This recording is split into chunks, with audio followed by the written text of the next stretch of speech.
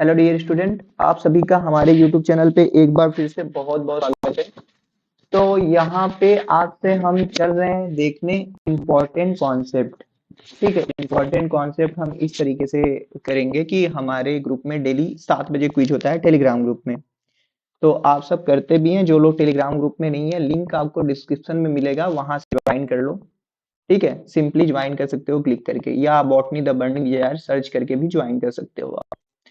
तो भाई यहाँ पे हम डेली क्विज करते हैं। तो कल का क्विज हुआ यानी 2 जनवरी का क्विज हुआ है, तो वहां से हम क्वेश्चन लेंगे और यहाँ पे लिख के आपको बताएंगे जो भी चीजें वहां से क्वेश्चन बनेंगी। तो पहला क्वेश्चन अगर मैं आपसे पूछूं, बताइए बनाना जो होता है, बनाना प्लांट, उसमें रिप्रोडक्शन किस पार्ट से होता है? तो आप क्या बताओगे? बनाना में रिप्रोडक्शन होता है शक्कर से। और बनाना के बारे में कुछ चीजें हैं जो आपको नोट करनी चाहिए। बनाना में पूछता है इन्फ्लोरेसेंस, तो यहाँ पे देखो स्पैडिक्स इन्फ्लोरेसेंस होता है, स्पैडिक्स इन्फ्लोरेसेंस होता है। इसके इन्फ्लोरेसेंस में एक स्ट्रक्चर मिलता है जो कलरफुल होता है, स्पैथे। स्पैथे पूछता है किससे रिलेटेड है, तो आपको बनाना बताना है। बनाना जो होते हैं, देखो ये ट्रिप्लॉयड प्लांट होते हैं, इनका इनमें सीड कभी नहीं निकलता है ना, सीड नहीं होता है। अगर निकलेगा भी तो क्या रहेगा, नॉन जर्मिनेबल रहेगा, मतलब जर्मिनेट नहीं करेगा। तो बनाना में आपको ये चीजें याद रखना है, शक्कर से स्पैडिक इन्फ्लोरेसेंस है, और क्या है भैया, ट्रिप्लॉयड होता है। और बनाना से एक आपको याद रखना है, बनाना का साइंटिफिक नेम म्यूजा टेक्टाइलिस होता है, म्यूसा टेक्सटाइलिस। और इससे हम एक फाइबर निकालते हैं जिसको हम क्या बोलते हैं, मनीला हेम्प बोलते हैं। तो इतने सारे क्वेश्चन आप इससे याद रख लेना भाई। दूसरा कॉन्सेप्ट है, वहां पे एक चीज देके रखा था राइजोम के बारे में, राइजोम दिया था। तो राइजोम का सिंपल मतलब समझो कि राइजोम जो होता है हॉरिजेंटली, हॉरिजॉन्टली जो होता है, हॉरिजॉन्टली ग्रोइंग स्टेम होता है, जो फूड मटेरियल को क्या करता है, स्टोर करके रखता है। हॉरिजॉन्टली ग्रोइंग स्टेम होता है। कहाँ कहाँ देखने को मिलता है भैया? ये देखने को मिलता है आपको टर्मरिक में, हल्दी में, जिंजर में। तो ये सब याद रखना। फिर राइजोम की जब अगर हम बात कर ही रहे हैं, तो यहां से आपको कॉर्म के बारे में भी क्लियरेंस ले लो। कार्म जो होता है ये वर्टिकली ग्रोइंग स्टेम होता है, वर्टिकली ग्रोइंग स्टेम होता है, जो कि फूड मटेरियल को स्टोर करता है। और ये होता है जैसे कोलोकेसिया हो गया, और क्या हो गया, एलोकेसिया हो गया, इन सभी में। फिर इसके साथ साथ जब ये देख ही रहे हैं, तो एक चीज और मॉडिफिकेशन में आप पढ़ते हो, किसके बारे में पढ़ते हो पता है? आप पढ़ते हो बल्ब के बारे में। बल्ब भी, बल्ब, बल्ब देख लेना। यहाँ पे स्टेम जो होता है वो एकदम रिड्यूस होके स्टेम रिड्यूस हो जाता है और डिस्क शेप हो जाता है। यहाँ पे क्या होता है, फ्लेसी लिप्स होते हैं, फ्लेसी लिप्स, जो क्या करते हैं, फूड मटेरियल को स्टोर करके रखते हैं, फूड को स्टोरेज करने का काम कराते हैं। तो एक क्वेश्चन, पहले क्वेश्चन से हमने इतना कॉन्सेप्ट को गेन किया है। चलो अगले क्वेश्चन की तरफ चलते हैं। यहाँ पे दूसरा क्वेश्चन पूछा था कि ऐसा कोई प्लांट बताना था, ऐसा कोई प्लांट बताना था जहां पे क्या कर रहा है, रूट जो है वो मॉडिफाइड होके स्पाइन बना रहा है, स्पाइन बना रहा है। तो इसका आंसर आपको पता है, गेस करो। तो इसका आंसर होगा एकेंथोराइजा, एकेंथोराइजा होगा इसका आंसर। तो कुछ क्वेश्चन ऐसे ही आपके रूट के मॉडिफिकेशन से आते हैं, जैसे आप याद कर लेना। एक आता है, ऐसा कौन सा प्लांट है जहां पे रूट में क्लोरोफिल मिलता है? क्या मिलता है? क्लोरोफिल मिलता है। तो आप याद कर लेना, टाइफा सिंगा, सॉरी टाइफा नहीं, ट्रापा सिंघाड़ा आप जानते होंगे। और ट्रापा हो गया, ट्रापा में होता है, रूट में क्लोरोफिल होता है। और एक होता है, आप कमेंट सेक्शन में उसका नाम बताएंगे। ठीक है, और चीजें जैसे रूट के मॉडिफिकेशन से और क्वेश्चन है, जैसे फ्यूजीफॉर्म रूट कहाँ पे मिलता है? फ्यूजीफॉर्म रूट, फ्यूजीफॉर्म रूट पता है? फ्यूजीफॉर्म रूट आपका रेडिस में होता है, रेडिस में। नैपीफॉर्म रूट पूछता है आपसे, नैपीफॉर्म रूट कहाँ पे मिलता है पता है? टर्निप में मिलता है नैपीफॉर्म रूट। और बहुत सारे, ट्यूबरोसस रूट डहेलिया में हो गया, डहेलिया में पूछता है, तो डहेलिया में फ्रक्टोज का पॉलीमर मिलता है, इलुलिन। तो ये सारा चीज मिलता है। अगले क्वेश्चन पे चले। तो अगले क्वेश्चन था, तीसरा क्वेश्चन हमारे क्विज का था, पूछा था मुहलेम बेंकिया करके एक प्लांट होता है, बेंकिया करके। तो ये इसमें क्या मॉडिफिकेशन होता है? तो मुहले बेंकिया में क्या होता है, फाइलोक्लेड बनता है, फाइलोक्लेड बनता है ना। तो अब आप सोचोगे कि फाइलोक्लेड क्या होता है, तो याद कर लेना, फाइलोक्लेड में क्या होता है, स्टेम जो होता है इसका मॉडिफाइड होके क्या बन जाता है, लीफ लाइक बन जाता है। कैसा बन जाता है, लीफ लाइक। और लीफ इसके जो होते हैं, लीफ ये स्पाइन में बदल जाते हैं, और इसमें बहुत सारे नोड इंटरनोड होते हैं। तो फाइलोक्लेड का इसका एग्जाम्पल अपुंसिया भी होता है, ये बात आप याद कर लेना, अपुंसिया भी इसका एग्जाम्पल होता है। समझ रहे हो बातों को? तो अपुंसिया भी इसका एग्जाम्पल है। जब हम फाइलोक्लेड देख रहे हैं तो इसके साथ साथ हम क्लैडोड भी क्यों ना देख लें, क्लैडोड। तो cladode is just like the phylloclade, यहाँ पे बस नोड इंटरनोड एक या दो हो सकते हैं। एग्जाम्पल में आप याद कर लेना, रस्कस, एस्पार्गस। याद रहेगा कि नहीं रहेगा? बिल्कुल रहेगा। अब तीसरा भी एक मॉडिफिकेशन होता है, फिल्लोड। तो भैया फिल्लोड में क्या होता है पता है? फिल्लोड में जो होता है, पेटियोल जो होता है ना, पेटियोल जहां पे लीफ जुड़ा होता है, देखोगे डंठल, तो पेटियोल जो होता है वो लीफ लाइक हो जाता है, लीफ लाइक। और इसका एग्जांपल है भैया ऑस्ट्रेलियन इकेसिया, ऑस्ट्रेलियन एकेसिया इसका एग्जांपल है, एकेसिया। तो ये सब याद याद रखने वाली चीजें हैं, इसलिए मैं आपको बता रहा हूं। चलो अगले अगर क्वेश्चन पे आए, मैं पेन चूज कर लूं, दूसरा पेन ले लूं, ठीक है। तो अगला क्वेश्चन था हमारा, कि पूछ रहा था चौथा क्वेश्चन, पेन बदला था, पूछा था जब आप फोटोसिंथेसिस पढ़ते हो तो पूछ रहा था टू कार्बोक्सिलेशन फेज कहाँ पे होता है, कहाँ पे दो बार, किस साइकिल में दो बार कार्बोक्सिलेशन होता है।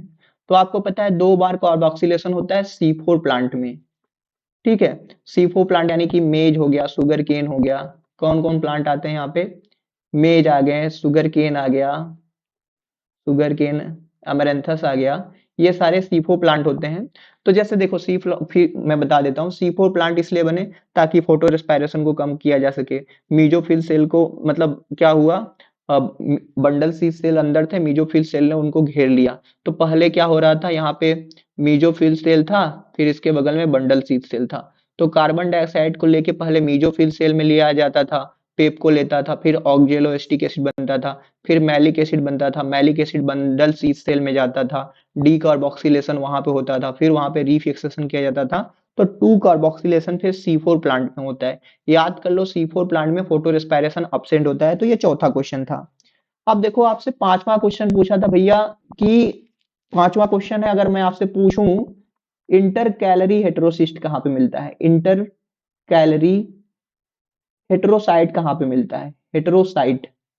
तो हेटेरोसाइट क्या होता है, जब आप ब्लू ग्रीन एल्गी पढ़ते हो ना, तो कुछ ब्लू ग्रीन एल्गी होते हैं, वो अपने क्या करते हैं, वेजिटेटिव सेल को मॉडिफाइड कर लेते हैं, वेजिटेटिव सेल को मॉडिफाइड करके उसके ऊपर थिक लेयरिंग कर लेते हैं, थिक लेयर डेवलप करते हैं, और क्या करते हैं, वहां पे absent हो जाता है पीएस सेकेंड, और वो क्या करने लगते हैं, N2 का करने लगते हैं फिक्सेशन।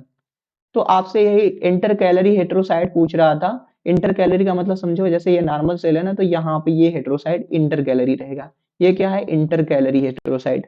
और ये कहाँ पे मिलता है, एना बीना में मिलता है। अगर आपसे टर्मिनल हेटेरोसाइट पूछे, टर्मिनल पूछे, तो आप बता देना टर्मिनल मिलता है ग्लियो ट्रीचिया में। याद रहेगा ना, हेटेरोसाइट का फंक्शन मैंने बताया आपको। चलो अगला क्वेश्चन हमारा आया था भैया, कि अगला क्वेश्चन है हमारा, मैं आपसे पूछता हूँ, इंपॉर्टेंट क्वेश्चन जो है हम वो करवाएंगे। क्वेश्चन है कि भैया मेम्ब्रेन, जो आपका मेम्ब्रेन होता है, बायोलॉजिकल मेम्ब्रेन हमारा परमिएबल होता है ना, परमिएबल होता है ना। तो इसके मेम्ब्रेन के परमिबिलिटी को प्रूव करने के लिए कौन सा एल्गी यूज होता है, एल्गी कौन सा यूज होता है, बता सकते हो आप? नहीं बता सकते हो? तो लिख लेना कॉपी पे, वेलोनिया, वेलोनिया एल्गी है, इसका नाम होता है sellers eye ball algae, eye ball algae. तो ये नाम याद रखना। हमारा मेम्ब्रेन जो होता है परमिएबल नेचर का होता है, ये सेलर्स आईबॉल वाले एल्गी से यानी कि बेलोनिया एल्गी से प्रूव किया जाता है। अब देखो ये क्या है रोल, ये बताओ role of nucleus in heredity, ये किसने बताया था आपको पता है? ये कौन बताया था? हैमरलिंग ने बताया था। किस एल्गी पे अपना काम किए थे पता है? कौन सा एल्गी? एसिटेबुलेरिया एल्गी पे। ठीक, एसिटेबुलेरिया एल्गी पे, ये लार्जेस्ट यूनिसेलुलर प्लांट बोलते हैं और इसको हम क्या बोलते हैं? अम्ब्रेला प्लांट बोलते हैं, अम्ब्रेला प्लांट बोलते हैं। ठीक है जी, समझ पा रहे हो? तो ये सारा अब एक एल्गी जैसे कुछ एक क्वेश्चन पूछता, बताओ वाटर नेट एल्गी किसे बोलते हैं? वाटर नेट एल्गी बताओ। हाइड्रोडिक्टियान को बोलते हैं, नॉन मोटाइल सिनोबिया हाइड्रोडिक्टियान। ठीक, हाइड्रोडिक्टियान होता है, इसको बोलते हैं। फिर देखो दूसरा है जैसे कोन्ड्रस किप्सस, क्या है कोन्ड्रस? ऑप्शन में सब है कोन्ड्रस किप्सस। तो कोन्ड्रस किप्सस को हम क्या बोलते हैं पता है? ये रेड एल्गी है, इसका यूज हम आइसक्रीम आइसक्रीम बनाने में करते हैं और इसको हम बोलते हैं आयरिस मॉस। ये बहुत इंपॉर्टेंट है आयरिस मॉस वाला चीज। और देखो एक होता है, ये एक एल्गी को हम बोलते हैं सी पाम। सी पाम किसको बोलते हैं पता है? पोस्टेल्सिया करके एल्गी है, पोस्टेल्सिया। तो ये सब चीजें याद रखना भाई। चलो अगले क्वेश्चन पे चलते हैं हम। अगला हमारा क्वेश्चन है भैया कि थोड़ा कॉन्सेप्चुअल क्वेश्चन है, आपसे मैं पूछता हूं, आप गेस करके बताइएगा। जैसे क्या क्या क्वेश्चन है, जैसे पहले चीज देखो, जैसे वाटर अपटेक, ऑप्शन है ये वाटर अपटेक है। दूसरा ऑप्शन आपका है oxygen Uptake, O2 Uptake, O2 Uptake और CO2 अपटेक और मिनरल का अपटेक, मिनरल हो गया। ये चार चीजें है, इसमें से पूछ रहा है कि भैया ऐसा कौन सा चीज है जो रूट के द्वारा अपटेक नहीं किया जा सकता। तो देखो वाटर जाएगा, O2 भी जा सकता है, मिनरल भी जा सकता है, लेकिन CO2 को अपटेक करने के लिए भैया लिप्स के थ्रू आते हैं। लिप्स जो होते हैं ना, लिप्स में क्या होता है? स्टोमेटा होता है, तो स्टोमेटा के थ्रू आते हैं। समझ गए ना? तो CO2 होना चाहिए यहाँ पे। चलो अगला क्वेश्चन, जैसे स्टोमेटा के ऊपर ही अगला क्वेश्चन है, तो स्टोमेटा में क्या क्या होता है? जैसे देखो ऐसे करके स्टोमेटा होते हैं, मैं आपको बना देता हूँ सिंपली। ठीक है, इधर से ऐसे। ठीक है, देखो ये बीच में क्या होता है? इसको स्टोमा बोलते हैं। स्टोमा, इसको ये क्या है? गार्ड सेल है, गार्ड सेल। और ये क्या है? सब्सिडरी सेल है, सब्सिडरी सेल। तो यही स्टोमेटा के कंपोनेंट होते हैं। गार्ड सेल में क्लोरोप्लास्ट होता है, क्लोरोप्लास्ट होता है। ठीक, ये बात आप ध्यान रखना। ब्लू लाइट जो होता है स्टोमेटा को ओपन कराने में हेल्प करता है। साइटोकाइनिन भी स्टोमेटा को ओपन कराने में हेल्प करता है। हाँ, तो अगला क्वेश्चन अगर आपसे हम पूछें, तो आपसे पूछे तो वाटर के असेंट ऑफ सैप के लिए, असेंट ऑफ सैप के लिए ट्रांसपायरेशन पुल थ्योरी किसने दिया था? Transpiration pull theory, transpiration pull theory किसने दिया था पता है आपको? डिक्सन एंड जॉली ने दिया था, डिक्सन एंड जॉली ने दिया था। सिंपल से समझ लो ट्रांसपायरेशन पुल थ्योरी। देखो एक ये प्लांट है हमारा, बहुत ही प्यारा सा प्लांट है ना, ये है हमारा सूरज। सूरज हुआ मध्यम, कॉपीराइट नहीं आएगा। तो क्या होता है जब प्रकाश होता है बहुत ज्यादा तेज से, तो अपर साइड ऑफ लीफ से वाटर का इधर लॉस होता है ना।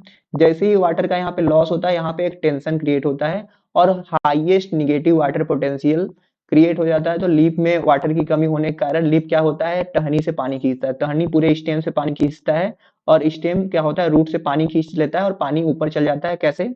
पास्टिवली, पास्टिवली वाटर यहाँ पे चढ़ जाता है और यहाँ पे कौन सा प्रेशर काम कर सकता है? ऊपर से पानी को खींचा जाता है, तो यहाँ पे कौन सा? पुलिंग प्रेशर काम करता है, पुल किया जाता है पानी को। और पानी जो होता है देखो यहाँ पे दो फोर्स हैं, जैसे हाइड्रोजन बॉन्डिंग की वजह से कोहेसिव और एडहेसिव फोर्स काम करते हैं और पानी ऊपर चढ़ जाता है।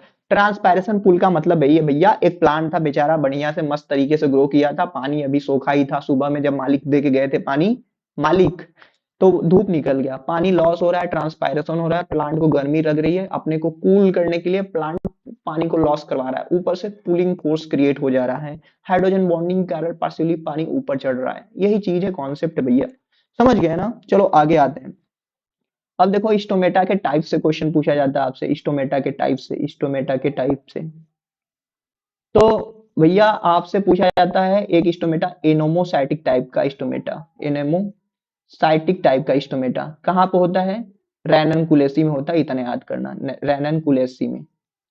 याद रहेगा कि नहीं? चलो अब अगले क्वेश्चन में चलते हैं। अब देखो एक हार्मोन है, बहुत ही प्यारा सा, सब कुछ बताऊंगा मैं, एबीए। इसको हम बोलते हैं एबीए, एबीए से क्वेश्चन आया था, इसको हम बोलते हैं भैया water stress hormone, water stress hormone बोलते हैं। इसका काम क्या है? ये जब वाटर स्ट्रेस होता है तो स्टोमेटा को क्या कराता है? क्लोज कराता है। ये सीड के डार्मेंसी को क्या करता है? सीड के डार्मेंसी को इनहांस करता है, सीड को डार्मेंट कंडीशन में रखता है। अगर एबीए यहाँ पे ना रहे तो सीड क्या होंगे? फ्रूट के अंदर ही जम जाएंगे, फ्रूट के अंदर ही जम जाएंगे, तो वीवी पैरी करा देगा, वीवी पैरी करा देंगे। एफसिसिक एसिड जो होता है सेनेसेंस कराता है और एब्सेशन कराता है, सेनेस्केंस कराता है और क्या कराता है? एब्सेशन कराता है। तो एबीए के बारे में आप क्या याद रखेंगे? वाटर स्ट्रेस हार्मोन है, ठीक है, स्टोमेटा को ये क्लोज कराता है और ये सिस्क्विटर्पिन नेचर का होता है, 15 कार्बन यहाँ पे देखने को मिलता है। ठीक है भैया। अगला क्वेश्चन अगर हम आपसे पूछे, तो आपसे पूछा था क्वेश्चन कि आपको बताना है कि जो आपका ईटीएस होता है, ईटीएस में इलेक्ट्रॉन ट्रांसपोर्ट चेन में जो साइटोक्रोम है उसका सीक्वेंस बताना था। तो सीक्वेंस यही होता है, बी होता है पहले साइटोक्रोम बी, फिर साइटोक्रोम C1, फिर साइटोक्रोम सी होता है, फिर साइटोक्रोम ए होता है, फिर साइटोक्रोम A3 होता है। ये फाइनल इलेक्ट्रॉन एक्सेप्टर ये साइटोक्रोम A3 या ऑक्सीजन को आप बोल सकते हो। एटीएस में देखो याद कर लेना, कॉम्प्लेक्स 1 2 3 4 5 का नाम क्या है और उसके इनहिबिटर क्या है। जैसे 1 का है एनएडीएच डिहाइड्रोजिनेज, फिर 2 का नाम है एफएडीएच डिहाइड्रोजिनेज। 1 को इनहिबिट कौन करता है? रोटोनेन इनहिबिट करता है। तो ये सारी चीजें। चलो आगे चलते हैं। अगला क्वेश्चन अगर हम आपसे पूछे पीसीआर, तो पीसीआर के थ्रू आप क्या करते हैं? इसका नाम होता है polymerase chain reaction, polymerase chain reaction इसको हम बोलते हैं ना जी। इससे हम क्या करते हैं? एक छोटू सा डीएनए को एक डीएनए से मल्टीपल डीएनए हम बना सकते हैं, मल्टीपल डीएनए बना सकते हैं। इसको डेवलप करने वाले साइंटिस्ट का नाम था कैरी मुलिस। मीनिंग मिला लेना भाई, कैरी मुलिस। पीसीआर के लिए हम 3 स्टेप को फॉलो करते हैं। डीनेचुरेशन होता है, डीनेचुरेशन होता है, डीएनए का दोनों फ्रेगमेंट अलग अलग होता है 96 डिग्री सेंटीग्रेड। फिर क्या होता है? एनिलिंग होता है, एनिलिंग 56 डिग्री सेंटीग्रेड। फिर क्या होता है? एक्सटेंशन होता है, मतलब न्यूक्लियोटाइड को ऐड किया जाता है 72 डिग्री सेंटीग्रेड। ये 56 72 चेक कर लेना कहीं ऊपर नीचे तो नहीं हो गया है। तो पीसीआर देखो ये नहीं है, देखने को कई मतलब पीसीआर में एक थर्मोस्टेबल एंजाइम भी यूज होता है, जैसे उसको हम टैग पॉलीमरेज बोलते हैं ना, टैग पॉलीमरेज चीएन एटल ने खोजा था। पहले देखो पीसीआर के लिए हम टैग पॉलीमरेज यूज करते थे, लेकिन क्या है टैग पॉलीमरेज के पास ऐसा एक्टिविटी नहीं है कि कोई गलत न्यूक्लियोटाइड को ऐड कर दिया गया तो उसको रिमूव कर सके। तो अब क्या होता है? इसके जगह हम पॉलीमरेज, पप्पू या वेंट पॉलीमरेज का यूज करते हैं, इसके पास प्रूफ रीडिंग एक्टिविटी होती है। पीसीआर समझ गए ना, इतना ही चीजें पूछता है, ज्यादा घबराने की जरूरत नहीं है। दूसरा देखो चीज आपसे पूछता है भैया, दूसरा चीज आपको बताएं, तो आपसे पूछता है जेनेटिक फिंगरप्रिंटिंग, फिंगरप्रिंटिंग। देखो भैया जेनेटिक फिंगरप्रिंटिंग का मतलब ये है दो इंडिविजुअल के डीएनए के सीक्वेंस को मैच कराना। फादर थे इसके एलेक जेफ्रे, किस कौन थे? एलेक जेफ्रे इसके फादर थे। इंडिया में बात करें फादर का तो लालजी सिंह इनके इंडिया में फादर हैं, लालजी सिंह क्या है? इंडिया में फादर हैं।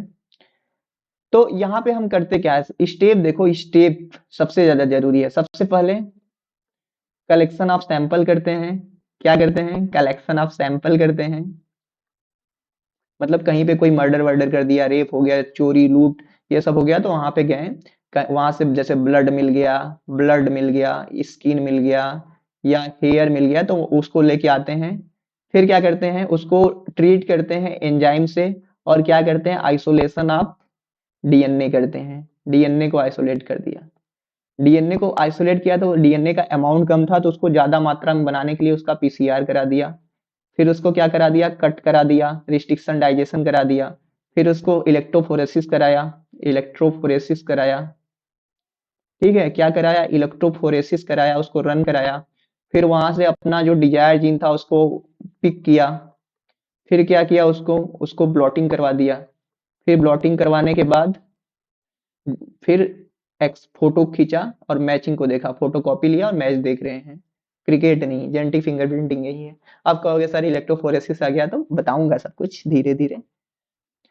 अब देखो चीजें आपसे आता है भैया, कुछ चीजें हैं जो आपसे पूछा जाता है कि भाई बताओ एक इंसेक्टिसाइड का नाम, कोई ऐसा इंसेक्टिसाइड का नाम बताओ जो प्लांट से निकलता है, इंसेक्टिसाइड। तो यही आपको बताना है पायरेथ्रीन के बारे में, पायरेथ्रीन के बारे में बताना है। पायरेथ्रीन जो है ये एस्टेरेसी फैमिली से निकाला जाता है, क्रायोसिन्थेमम से। ओके, अगला क्वेश्चन पूछता है भैया जिब्रेलिन के बारे में। देखो जिब्रेलिन के बारे में, जिब्रेलिन के बारे में पूछे तो बता दो भैया, इसका खोज 1926 में कुरोसावा किए थे। कहाँ से किए थे भाई पता है? जापान से किए थे। किसमें से निकाले थे भैया? जिब्रेला फ्यूजिकोराई से, जिब्रेला फ्यूजिकोराई से, या बहुत जगह मेंशन होता है यार, फ्यूजेरियम मोनेलिफॉर्म, फ्यूजेरियम मोनेलिफॉर्म मेंशन होता है। ठीक है भाई। अब इसको आइसोलेट कराया तो भैया याबूता एंड सुमेकी ने इसको क्या किया था, सबसे पहले आइसोलेट किया था याबूता एंड सुमेकी ने। जिबरीलिन का देखो काम ही पूछता है, क्या क्या काम है इसका, बोल्टिंग कराता है यानी कि इंटरनोडल इलंगुएशन, रोजेट हैबिट को वाइन हैबिट में बदलता है, सीड डॉर्मेंसी को ब्रेक कराता है, सीड डॉर्मेंसी को क्या कराता है, ब्रेक कराता है, और वर्नेलाइजेशन जो कोल्ड ट्रीटमेंट ऑफ सीड होता है ताकि वो अर्ली फ्लावरिंग हो सके, उसको उसके जगह सब्स्टिट्यूट की तरह यूज हो सकता है। और जिब्रेलिन जो है आपका माल्टिंग प्रोसेस को इनहांस करा सकता है, ठीक, और क्या करवा सकता है, और बहुत सारी चीज है। अब आपका काम है, सब कुछ हम ही पढ़ाएंगे, हाँ पढ़ाना तो है ही, लेकिन यही ज्यादा पूछता है भैया, परेशान होने की जरूरत नहीं है। चलो अगला क्वेश्चन है भैया, अगला क्वेश्चन है आपका कि दो इनहिबिटर होते हैं, दो ऐसे केमिकल हैं, एक है डीसीएमयू जिसको हम डायूरान बोलते हैं, और एक है पैराक्वेट जिसको विओलाजेन बोलते हैं। तो भैया ये क्वेश्चन बहुत फेवरेट है एग्जामिनर का। डीसीएमयू पीएस सेकेंड को इनहिबिट करता है लाइट रिएक्शन के दौरान, और पैराक्वेट पीएस फर्स्ट को इनहिबिट करता है। समझ गए, ये चीज याद रखना। अब भैया देखो, आपसे जो गेहुआ होता है ट्रिटिकम एस्टिवम, थोड़ा इकोनॉमिक बॉटनी की बात है, ट्रिटिकम एस्टिवम होता है, इसका लोग ना आजकल प्लॉइडी पूछने पे बहुत ध्यान देते हैं। तो ये हेक्सा प्लॉइड होता है, 6x होता है, और यहाँ पे तीन जीन जो होता है allopolyploid, A B D gene होता है, अलग अलग तीन प्लांट थे, उस प्लांट का नाम गूगल कर लेना, तीन अलग अलग प्लांट से जीन लेके बनाया गया है इसको, टिटिकम ये चीज। और फिर एक क्वेश्चन देखो, अब बहुत ही फेमस क्वेश्चन है कि जैसे आप समझते हो C3 साइकिल हो गया और C4 साइकिल हो गया, तो पूछता है भैया कितना एटीपी और कितना NADPH2 लगता है। देखो C3 साइकिल में ना 18 एटीपी का यूज होता है, और कितना 12 NADH2 का, ठीक है। और यहाँ पे थोड़ा सा 12 एटीपी ज्यादा लग जाता है रीजनरेशन फेज में, तो यहाँ पे देखो 30 एटीपी लगता है और 12 NADH2 लगता है। तो ये चीजें स्टेटमेंट में आ सकती हैं, कहीं पे पूछ सकती हैं, तो भूलना मत। अब देखो भैया, इसी में जब फोटोसिंथेसिस की बात ही कर रहे हैं, तो इसी में जब हम पढ़ते हैं ना, तो क्या चीजें पूछता है आपसे भाई, फोटो रेस्पायरेशन, क्या पूछता है, फोटो रेस्पायरेशन पूछता है। तो C3 प्लांट में जो रुबिस्को एंजेमोआ था, तो उसको ऑक्सीजन ज्यादा मिल जाता है, तो ऑक्सीजन से बाइंड करके एक वेस्टफुल प्रोसेस चलाता है जिसको फोटो रेस्पायरेशन बोलते हैं। डीकरेंटियो ने खोजा था इसको ना, ठीक है, सीरियम प्लांट में। तो इसमें तीन ऑर्गेनेल इन्वॉल्व होते हैं, क्लोरो होता है, क्लोरोप्लास्ट होता है, पराक्सीसोम होता है, पराक्सीसोम होता है, फिर देखो माइटोकांड्रिया होता है। तो यहाँ पे कोई भी एटीपी ओटीपी नहीं बनता है भैया, प्लांट को ऐसे परेशानी हो जाती है। तो यहाँ पे यही ग्लाइसिन कहाँ पे बनता है, कहाँ पे जाता है, सेरीन कहाँ पे बनता है, कहाँ पे जाता है, पेरोक्सिसोम में कौन सा एंजाइम काम करता है, डीकार्बोक्सिलेशन कहाँ पे होता है, ये सारी चीजें याद कर लेना। तो भाई यहाँ पे देखो, कमेंट सेक्शन में बताना कैसा लगा है आपको जो हम बताए हैं आपको। ठीक है, चलता हूँ, मिलूंगा आपसे नेक्स्ट वीडियो में। Thank you for watching this video.